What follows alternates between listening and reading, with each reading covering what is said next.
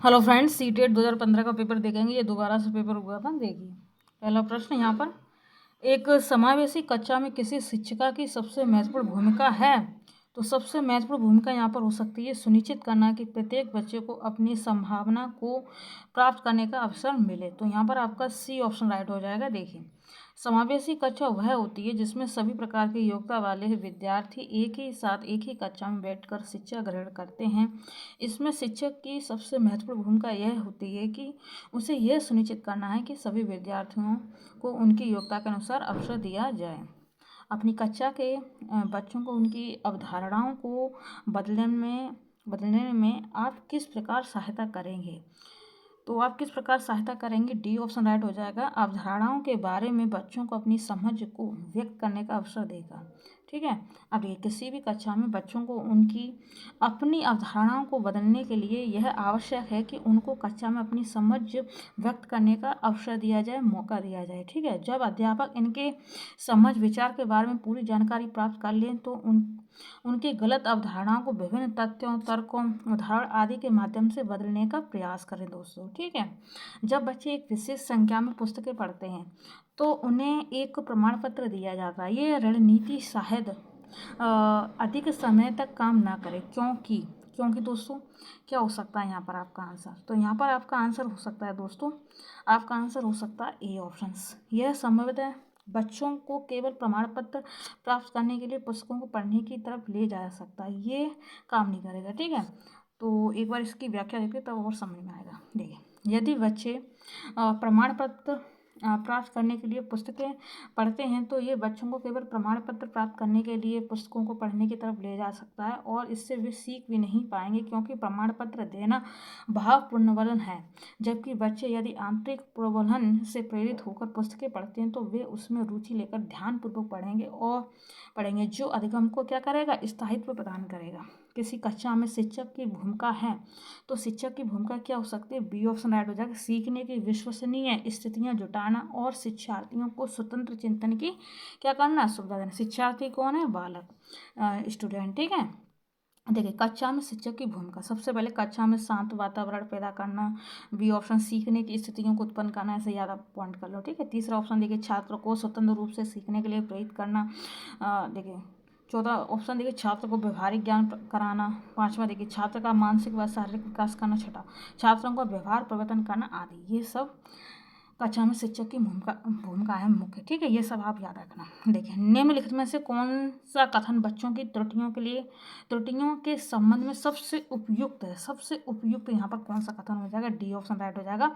बच्चों की गलतियाँ एक खिड़की के समान होती हैं, ये जानने के लिए कि वे किस प्रकार सोचते हैं। दोस्तों देखिए, बच्चों की जो गलतियाँ एक खिड़की के समान होती है, ये जानने के लिए कि वे किस प्रकार सोचते हैं, अर्थात बच्चों की गलतियों से बच्चों की मानसिक क्षमता का निर्धारण किया जा सकता है तथा उन्हें सही प्रतिपुष्टि देकर उनकी गलतियों को क्या किया जा सकता है, दूर किया जा सकता है। प्रतिपुष्टि मतलब फीडबैक। ठीक है, फीडबैक देख सकते हैं। आकलन शिक्षण अधिगम प्रक्रिया का अभिन्न अंग है, क्योंकि ए ऑप्शन राइट हो जाएगा। आकलन से अध्यापक बच्चों के अधिगम को समझता है और उससे अपने शिक्षण की प्रतिपुष्टि भी करता है। आकलन, ठीक है, आकलन इसी को कहते हैं। देखिए, आकलन एक प्रक्रिया है जिसमें शिक्षक बच्चों तथा अपने शिक्षण विधि का विश्लेषण करता है कि बच्चों की अधिगम क्षमता का विकास हुआ है कि नहीं। अगर नहीं हुआ तो शिक्षण विधि में कमी है। इस प्रकार शिक्षक को प्रतिपुष्टि मिल जाती है, साथ ही बच्चों के अधिगम का निर्धारण भी किया जा सकता है। पाठ्यचर्या ऐसी हो तो पाठ्य पुस्तक के ज्ञान को पुनः प्रस्तुत करने के स्थान पर बच्चों को अपनी आवाज़ें पाने, कार्य करने के लिए अपनी जिज्ञासा का पोषण करने, प्रश्न पूछने और जांच पड़ताल करने तथा अपने अनुभवों को बांटने तथा विद्यालय के ज्ञान के साथ जोड़ने में सक्षम बनाए। राष्ट्रीय पाठ्यचर्या की रूपरेखा 2005 प्रश्न संख्या 13। इस पृष्ठभूमि में एक शिक्षक की प्राथमिक भूमिका क्या होनी चाहिए। तो क्या होनी चाहिए दोस्तों, ये ऑप्शन राइट हो जाएगा। बच्चों को उनकी अपनी समझ और अपने ज्ञान को साझा करने के पर्याप्त अवसर देना चाहिए। देखिए, राष्ट्रीय पाठ्यचर्या की रूपरेखा 2005 के अनुसार शिक्षक की मुख्य भूमिका ये होनी चाहिए कि बच्चों को पर्याप्त अवसर दिया जाए, वह अपनी समझ विकसित कर सकें तथा छात्र शिक्षक वार्तालाप कर सके, जिससे छात्र अपने ज्ञान का साझा कर सके, शिक्षक के साथ कर सके। ठीक है, ज्ञान अपना साझा कर सके, किसके साथ, शिक्षक के साथ दोस्तों। ठीक है, राष्ट्रीय चर्या की रूपरेखा 2005 में यह सबसे मेन पॉइंट है कि शिक्षक बच्चों को अवसर प्रदान दे।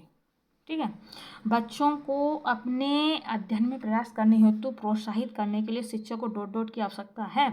बच्चों जो बच्चे उनको प्रेरित करना। ठीक है, अब्राहम मैस्लो के अनुसार कार्य करने के लिए अभिप्रेरणा की अनिवार्य आवश्यकता है। अतः बच्चों को अपने अध्ययन में प्रयास करने हेतु प्रोत्साहित करने के लिए बच्चों को प्रेरित करने की क्या होती है, आवश्यकता होती है। मोटिवेशन देने की आवश्यकता होती है, मोटिवेट करने की आवश्यकता होती है। ठीक है, आगे देखिए, भावना, अधिगम और अभिप्रेरणा के संदर्भ में निम्नलिखित में से किस कथन में आप सहमत हैं? तो बी ऑप्शन राइट हो जाएगा। प्रेरणा सीखने के साथ भावनाएं घनिष्ठ रूप से जुड़ जाती हैं दोस्तों।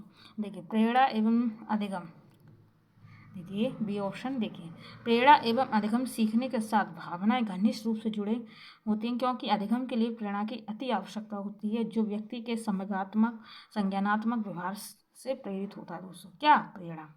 अब देखिए, बहुविकल्पी प्रश्न बच्चों की योग्यता का आकलन करते हैं। सी ऑप्शन सही उत्तर की पहचान करने। देखिए, बहुविकल्पी प्रश्नों की सही उत्तर पहचानने की योग्यता का आकलन करते हैं।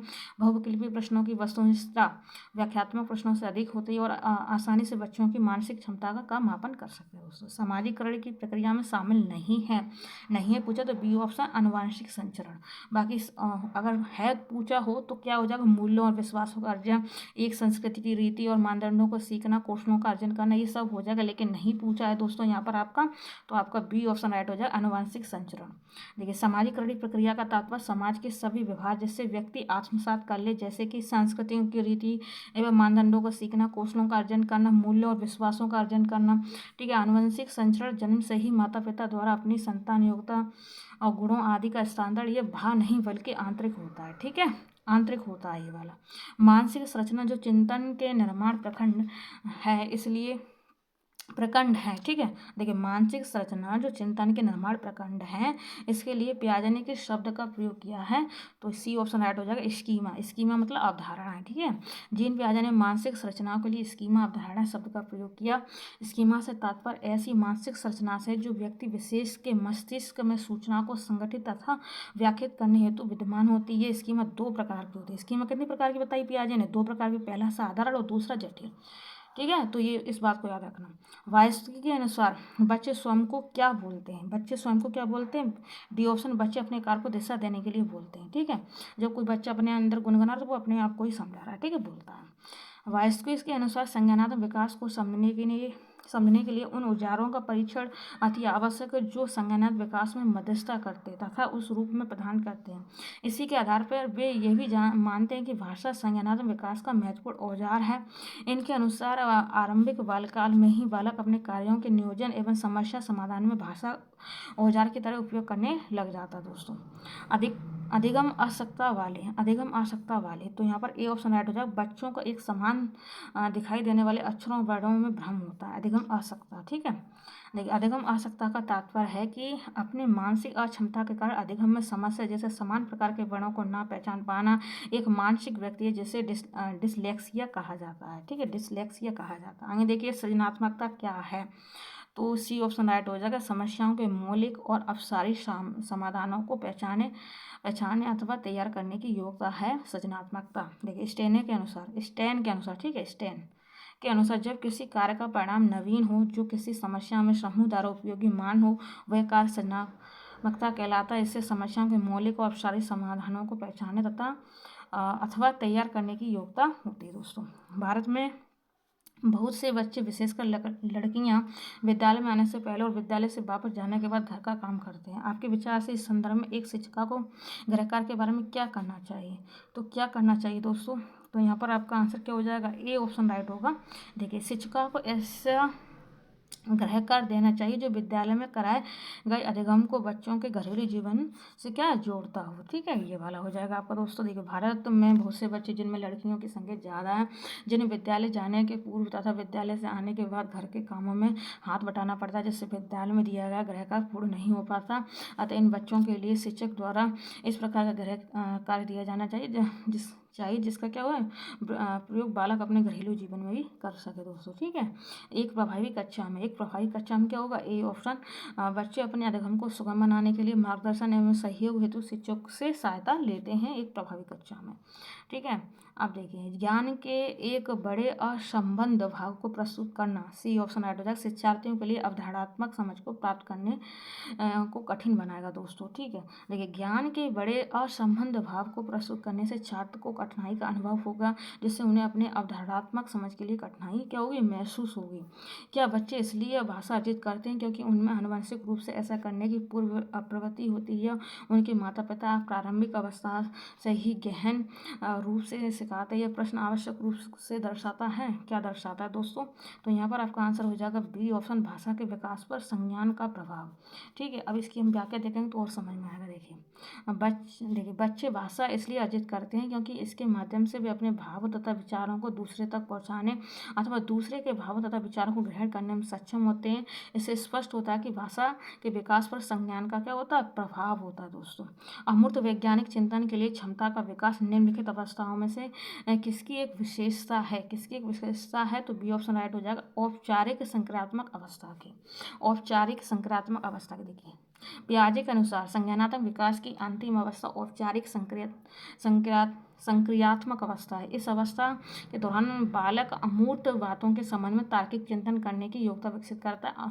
मूर्त वस्तु तथा सामग्री के स्थान पर शाब्दिक तथा सांकेतिक अभिव्यक्तियों का प्रयोग तार्किक चिंतन में करने लगता है। ठीक है, अब जैसे कि ये मैंने बताया औपचारिक संक्रियात्मक अवस्था, इसको अमूर्त भी बोलते हैं। ठीक है, एक बच्चा तर्क प्रस्तुत करता, आप यह मेरे लिए करें और मैं आपके लिए करूंगा। यह बच्चा कोहलवर की नैतिक प्रक्रिया के किस अवस्था के अंतर्गत आएगा, तो डी ऑप्शन ऐड हो जाएगा, दंड और आज्ञा पालन अभिमुखीकरण के अंतर्गत। ठीक है, एक बच्चा तर्क करता है, आप ये मेरे लिए करें और मैं आपके लिए करूंगा। यह बच्चा कोहलवर के नैतिक प्रक्रिया के पूर्व परंपरागत स्तर पर है। इस अवस्था में बच्चों का व्यवहार दंड तथा आज्ञाकारिता और स्वयं के लाभ के भावना से संचालित होता है। इस स्तर पर बच्चों के नैतिक निर्णय आत्मरुचि में दूसरे इसके बदले में क्या करते हैं कि ये मानता पर आधारित होता है, मतलब तू कर तो मैं करूँगा, तू मेरी मदद कर तो मैं तेरी मदद करूँगा, ये सब। ठीक है, अब देखिए प्रगतिवादी शिक्षा डी ऑप्शन राइट हो जाएगा, समस्या समाधान और आलोचनात्मक चिंतन पर अधिक बल देती है प्रगतिवादी शिक्षा दोस्तों। ठीक है, देखिए प्रगतिवादी शिक्षा से तात्पर्य बालक के मनोविज्ञान को समझते हुए शिक्षण की व्यवस्था करना तथा उसकी अधिगम संबंधी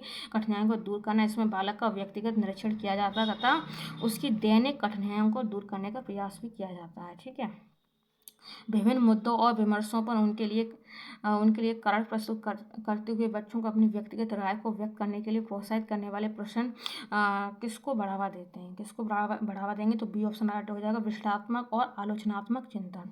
बी ऑप्शन राइट हो जाएगा, बच्चों में विभिन्न मुद्दे में समस्याओं को हल करने एवं उस पर अपना विचार प्रस्तुत करने से विश्लेषणात्मक एवं आलोचनात्मक चिंतन का विकास होता है।